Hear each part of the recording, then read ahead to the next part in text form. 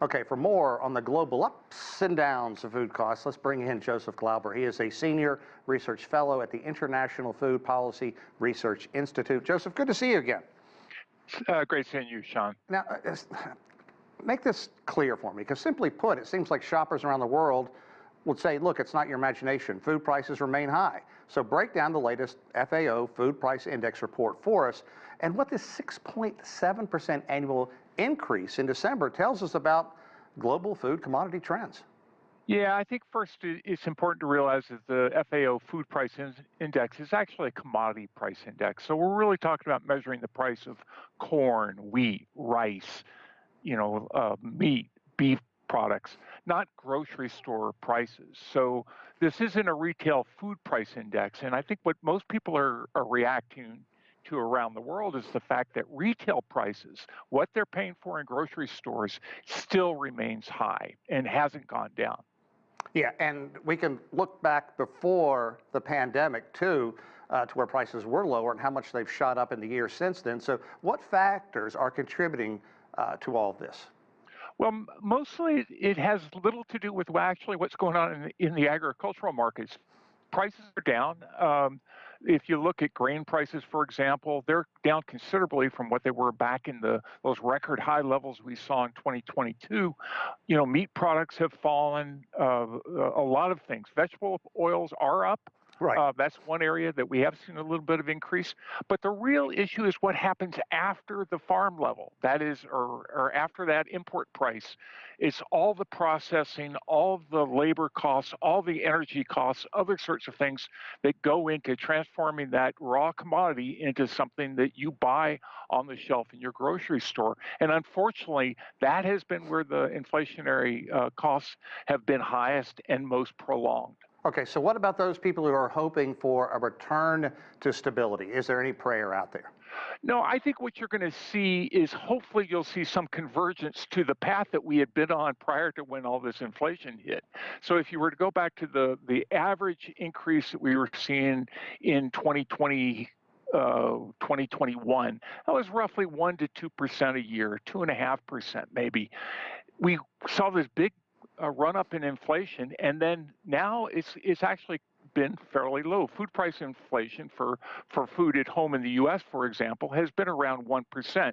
So with that lower inflation rate, prices are still rising, but hopefully you will be back on that path that we had been on in a few years. It's just that prices aren't going to go down, and that's what people would really like to see. I really like the fact you point out that this is the commodity level. This is not the retail price. But let's talk about trends and what the average consumer is going through, because it seems like people on the lower rung of the economic ladder are the ones that suffer most. And you talked about vegetable oil, and that is just used all over the world every day. And if that price goes up significantly, it's going to be harder and harder for a family to feed itself. Absolutely, Sean. And part of the things that I find troubling is that a lot of vegetable oil goes into non-food use. I mean, we use a lot of vegetable oil to go into things like biodiesel. And, so we're essentially taking a food item and converting it to a non-food use. That brings up the price of those commodities. And I think that is another factor that has contributed to these high vegetable oil prices that we're seeing.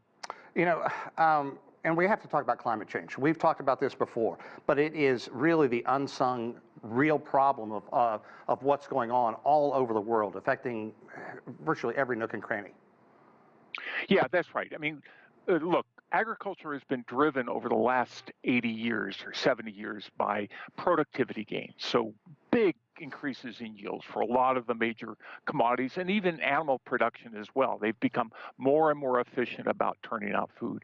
That's driven prices down in real terms, that is, if you adjust for inflation. But the problem is that agriculture is very much dependent on the weather. And when you see variation, you can have very short crops, very high prices. And what we're seeing with climate change, of course, is not only are we seeing an increase in temperatures, we're also seeing an increase in the variability. So the fact is you can have, at times, more than one major area be hit by a drought. And we've seen that over the last few years where that will really boost prices. Or fires, which you can't see on our screen right now, which are a huge problem as well. Yeah. Okay, look, for the small farmer, for the medium-sized farmer, for the everyday farmer, not the big corporate farms, there's a razor-thin margin between profit and loss. And you talk about the after-farm cost really eating into all this. So what about farmers? How difficult is it for them right now? Yeah, I think that has been a big factor. I mean, farm in some areas of the world, like the U.S., we've had actually record farm incomes over the past couple of years, but they have fallen a lot this year. And part of that is because commodity prices have fallen, but input prices, things like fertilizer and oil prices and gasoline prices, they've remained high. So those margins are getting squeezed. And that's true. That's actually true if you're a small farmer or a big farmer. It's just that oftentimes the bigger farmers have better yields and other things, and they can get by on smaller margins. But for the really small farms, that can be very tough.